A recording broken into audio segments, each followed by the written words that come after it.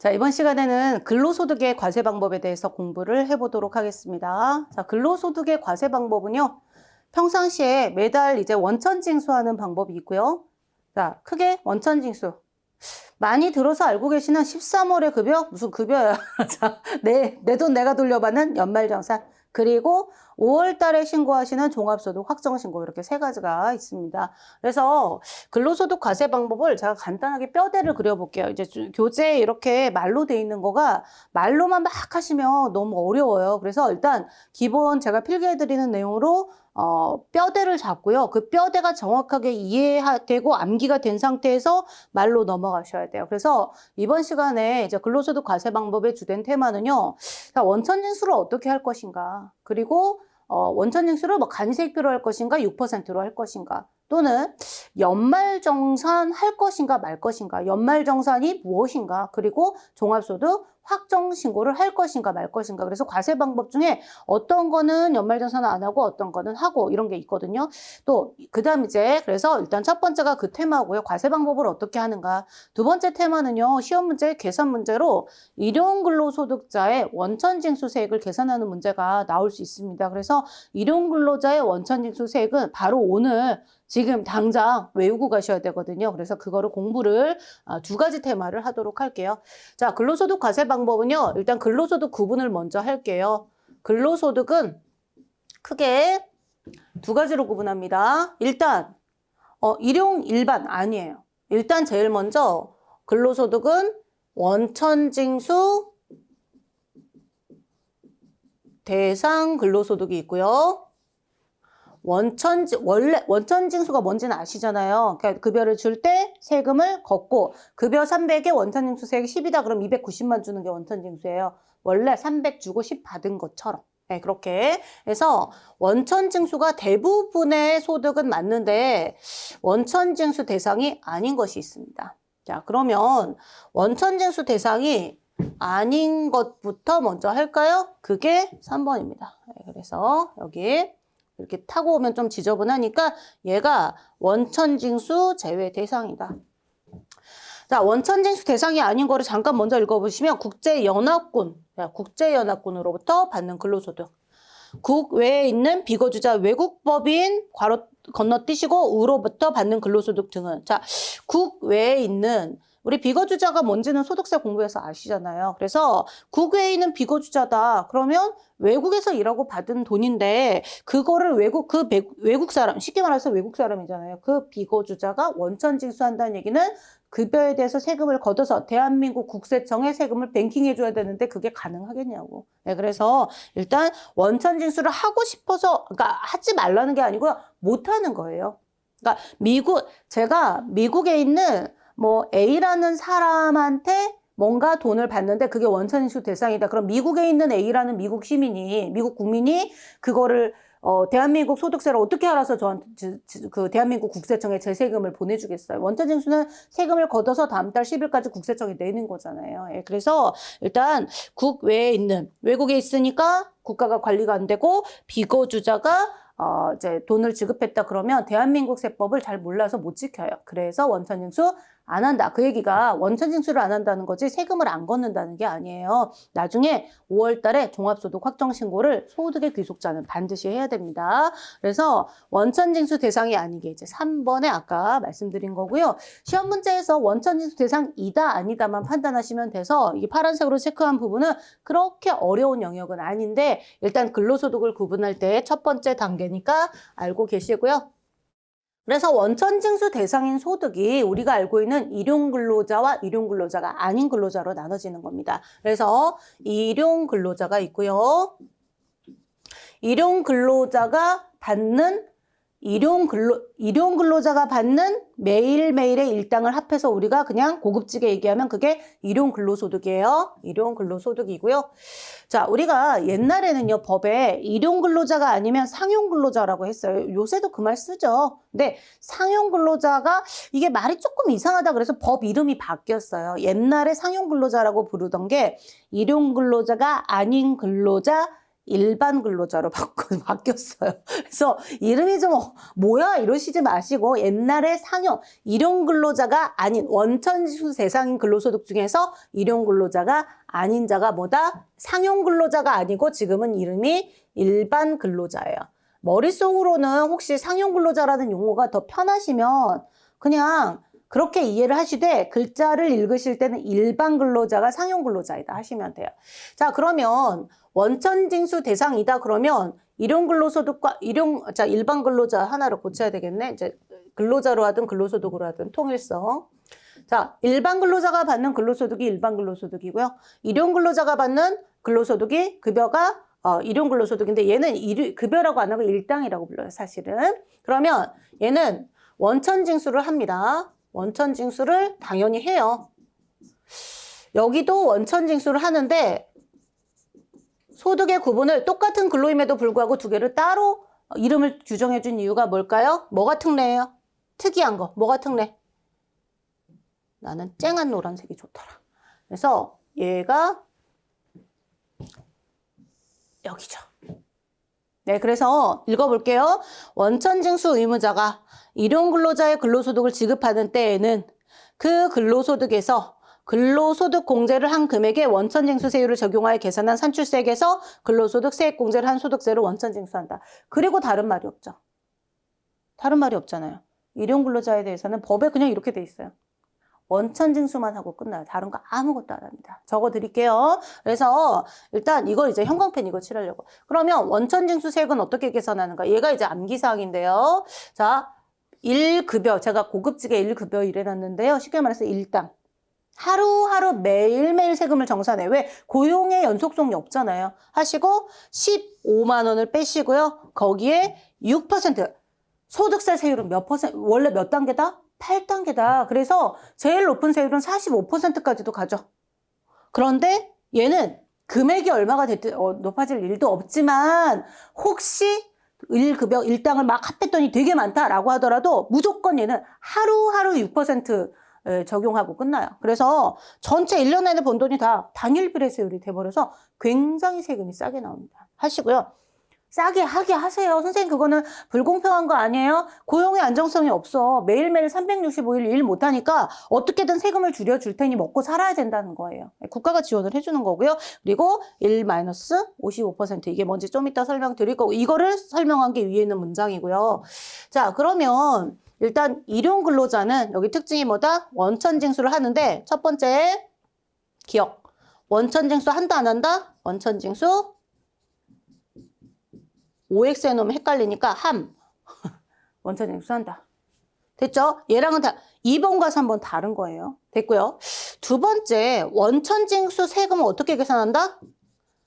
예를 들어서 제가 어디 가서 알바를 한 열흘간 알바를 했다. 그래서 매일매일 일당이 17만 원이다. 그러면 170만 원 상당히 괜찮은데 그럼 170만 원을 한꺼번에 받는다라고 하면 그거에 대해서 나중에 연말정산 해야 될 것인가? 뭐지 이러지 마시고 일용 근로소득은 아예 원천징수하고 끝나는데 그것도 어떻게 해요? 하루하루 세금 정산하고 끝내요. 물론 지금은 열흘치 한꺼번에 하더라도 세금 계산은 무조건 하루하루 따로 하도록 하고 있습니다. 그래서 얘는 어떻게 한다? 원천징수세액은 항상 하루하루 기준으로 따로따로 계산해서 만약에 3일치다 그러면 하루, 이틀, 3일 해갖고 그걸 합해갖고 그냥 우리 지급하는 회사가 걷는 거예요. 그래서 약간 특징이 달라요. 그래서 원천징수세 계산하는 방법은 얘는 오늘 당장 암기하셔야 돼요. 암기하셔야 되고요. 이따가 이거 할 때는 좀 지저분하니까 지울 거예요. 그래서 일단 여기부터 먼저 적어 놓으시고 이 표는 무조건 외울 건데 어떻게 계산하는가? 원래 근로소득은 앞에서 공부했지만 총급여액에서 일반 근로자라면 근로소득 공제를 빼고 그리고 자, 사실은 총금액이 총수익금액 개념이고 얘가 필요경비인데 실제 필요경비가 아닌 그 급여의 몇 퍼센트를 빼주는 개념이다. 그래서 총금액이 500만 원이면 근로소득 공제 70% 350을 빼서 근로소득 금액 150이다. 계속 공부하신 거죠. 그래서 여기서 이제 근로소득 금액이 나오는데 이때 얘는 이렇게 하는 거는 누구예요? 일반 근로자. 얘가 일반 근로자거든요. 일반 근로자의 총금액은 뭐냐면 소득세는 기간 단위 과세죠. 1월 1일부터 12월까지를 합한 거지만 얘는 일용 근로자는 그렇게 하지 않습니다. 어떻게 해요? 총금액 대신 하루하루 총금액 대신 일당을 이 자리에 집어넣어 보세요. 일당. 근로소득공제? 그럼 보세요. 이게 일당이에요. 총금액처럼. 하루하루. 일당에서 자 근로소득공제가 얼마? 15만 원. 여기 있잖아. 근로소득공제 하루 15만 원. 문장을 외우시는 게 아니고 이 공식을 외우시면 돼요. 그래서 원래 번 돈에서 쓴 돈을 빼는데 하루에 15만 원 썼다라고 간주해 주는 거예요. 그리고 여기에 그러면 얘가 뭐가 돼요? 1급여에서 15만 원을 빼면 하루하루 소득 금액이 나와요. 근로소득 금액이 나오는 거고요. 거기에 6% 단일 비례세율을 곱하고 거기에서 그러면 지금 이 보라색인가요? 이렇게 체크한 부분이 근로소득 뭐가 되냐면 산출세액이에요. 산출세액에서 산출세액의 55%를 빼면 공식이 이렇게 되는 거죠. 그래서 얘는 뭐가 된다? 근로소득 세액공제 55%. 자, 이걸 외우실래요? 이 문장을 외우실래요? 밑에 걸 외우세요. 왜? 계산 문제 나오면 이걸 해야 되잖아. 근데 두 개 다 선생님 말로 나오면 어려워요. 공식이 안 외워져서 그래. 얘를 이걸로 대입을 시키셔야 돼요. 자, 15만 원이 뭐다? 이거는 하루하루. 일용 근로자는 무조건 하루하루 정산하니까 거기서 이거 뭐 15만 원 근로소득 공제고 일용 근로자의 근로소득 공제는 15만 원이다. 일용 근로자는 단독으로 문제가 나오면 계산 문제가 나오거나 특징을 아예 일용 근로자의 근로소득 공제는 10만 원이다. 땡. 이렇게 해갖고 나오거든요. 그래서 그렇게 공부를 하시면 되고요. 얘는 이제 세 번째 중요한 게 뭐냐면 세 번째, 지금 연말정산이나 이런 거에 대한 언급이 없고 제가 지금 계속 뭐라고 하고 있어요? 하루하루 일당이라고 얘기를 하고 있죠? 그래서 얘는 연말정산 자체를 안 해요. 못합니다. 이게 합산과세거든요. 못하고 네 번째 5월 달에 하는 신고를 확정신고라고 하는데 종합소득 확정신고도 못해요. 그래서 자 보세요. 일용근로소득자는 특징이 뭐다 지금? 원천징수는 하는데 연말정산이나 확정신고를 안 하기 때문에 이거를 원천징수로서 과세가 종결되는 앞에서 계속 얘기했던 우리 원천징수 분리과세라고 부르는 대상소득이 되겠습니다. 그래서 얘가 일용근로자가 이거 잘 나오잖아요. 분리과세. 따라서 연말정산도 못하고 확정신고도 못한다. 자, 일단 글씨가 너무 많으니까 2번하고 3번을 설명드렸고요. 항상 공부하실 때 뭔가 기본 대원칙이 있는데 걔를 그룹핑을 한 다음에 이상한 것, 특이한 것부터 쳐내고 나면 가장 기본적인 원칙적인 게 남는 거거든요. 그래서 일반 근로소득 할게요. 이제 글씨 지웁니다. 전자칠판은 이게 좋아. 자, 하시고 이제 우리 아까 이제 일단 어떻게 나눈다? 원천징수 대상인 것과 아닌 거. 예, 아닌 거 지웠고. 그러면 원천징수 대상인 거를 일용과 일용 아닌 거. 일용 지웠고. 공부했고. 자, 그러면 나머지 원천징수 대상 근로소득 중에서 일용 근로소득이 아닌 게 일반 근로고요. 이게 펜 돼 있죠? 자, 그래서 얘는 원천징수 의무자가 일반 근로자의 매월. 월별로 가죠. 일용 근로자는 하루하루 일당으로 계산을 하는 거고요. 우리 혹시 회사 다니시면 연말정산 하시고 월급 받으실 때 세금 띄고 받으시죠? 뭐야, 나 연봉계약서에 이렇게 돼 있어서 신입사원일 때 신입사원에 연봉이 예를 들어서 4,800이다 그러면 나 이번 달에 통장에 400만 원 꽂히겠네? 왜인걸? 국민연금 내고 소득세 내고 뭐 내고 나면 왜 입금이 이렇게 안 되죠? 회사가 띄어먹었나? 아니요. 세금 걷어준 거죠. 회사가 세금을 대신 걷어서 국가에 내주는 거죠. 그래서 우리가 알고 있는 근로소득에 대한 원천징수는 월별로 하고 있잖아요. 그래서 매월분이다 하는 순간 이미 이 사람은 일반 근로자예요. 일용 근로자가 아닌 근로자이고요. 얘를 지급할 때 어떻게 한다? 돈 줄 때 띄어서 갖고 있다가 다음 달 10일까지 내는 거를 우리가 원천징수라고 하는데, 자, 간이세액표를 외우셔야 됩니다. 암기사항, 일반 근로자는 6%다 그럼 틀리고 기본세율을 적용해서 만든 국세청에서 만들어주는 표가 있어요. 법으로. 그래서 간이세액표라는 표로 걷어요. 그래서 간이세액표가요. 표가 이렇게 돼 있어서 자, 급여가 300만 원이다. 1,000원 단위로 300만 원이다. 300, 1,000원, 3,000, 1,000 이렇게 돼 있거든요. 여기에 부양가족이 1명이다, 2명이다 이렇게 되면 나 부양가족 2명이야. 300만 원이야. 그러면 여기에 있는 세금을 아예 이렇게 십자로 해가지고 끼워 맞추기로 찾게 만들어 놓은 엑셀 한글 파일 PDF 다 제공해줘요. 그거를 프로그램에 띄워가지고 하는 거니까 우리 혹시 회사 다니시는 분들은 혹시 지금 회사를 다니면서 공부하시는 분들은 회사에서 급여를 입력하면 바로 소득세가 뜨거든요. 그게 간이세액표예요. 계산 안 했는데 급여만 넣으면 떠요. 간이세액표인데 여기서 이제 시험과 관련해서 중요한 게 일단 원천징수는 하시는 거고요. 근로자가 1년에 한 번만 바꿀 수 있는데 나는 항상 환급이 나오니까 그냥 들 내고 들 받으면 안 될까요? 그렇게 하셔도 돼요. 선택하실 수 있어요.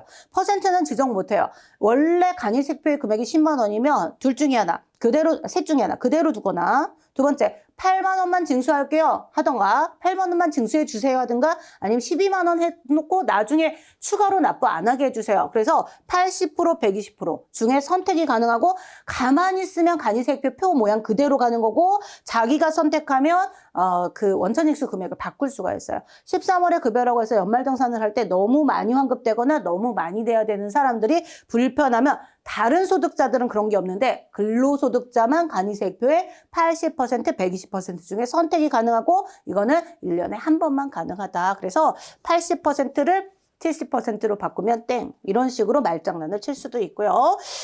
이게 있고요. 여기에 이제 추가로 뒤에 나오면 또 있지만 이건 종합소득 신고 파트에 있는데 미리 말씀을 드릴게요. 연말정산 이제 일용근로자 아까 적었던 것처럼 일반 근로자는 자 원천징수 한다 안 한다? 기억. 당연히 3번하고 비교해야지. 원천징수 한다. 니은 세액은 어떻게 계산한다? 계산 몰라. 간이세액표 이렇게.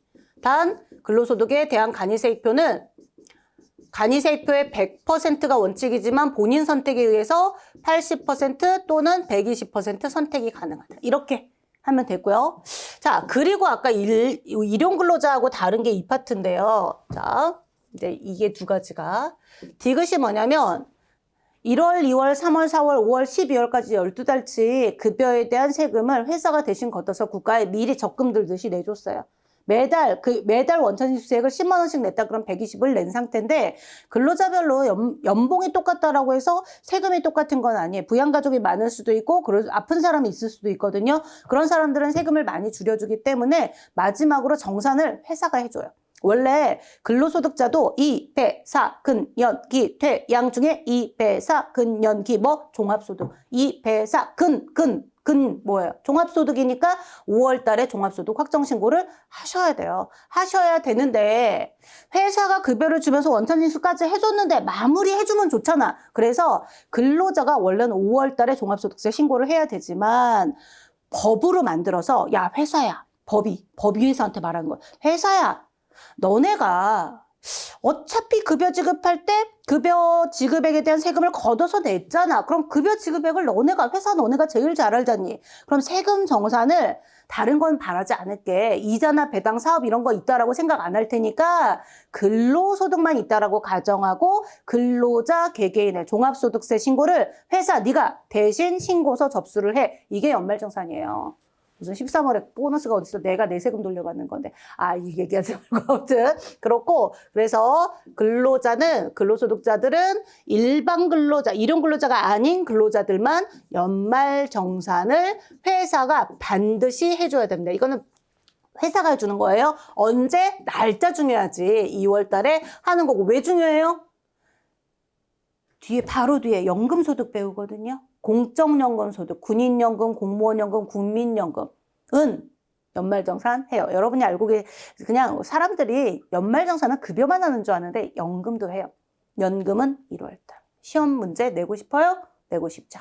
그래서 2월달 하시고 만약에 이게 뭐냐면 사실은 종합소득세 신고를 회사가 대신해 주는데 타소득까지 뭐 이자나 배당까지 합산해 주기에는 그건 국가가 너무 과도한 요구를 하는 거라 뭐예요? 근로만 있다고 가정하고 종합소득세 신고를 회사가 급여만 가지고 돌려주는 거예요. 신고서를 제출해 주는 건데 만약에 저한테 부동산 임대 소득 같은 게 있다 그러면 본인 스스로 어떻게 하셔야 돼요?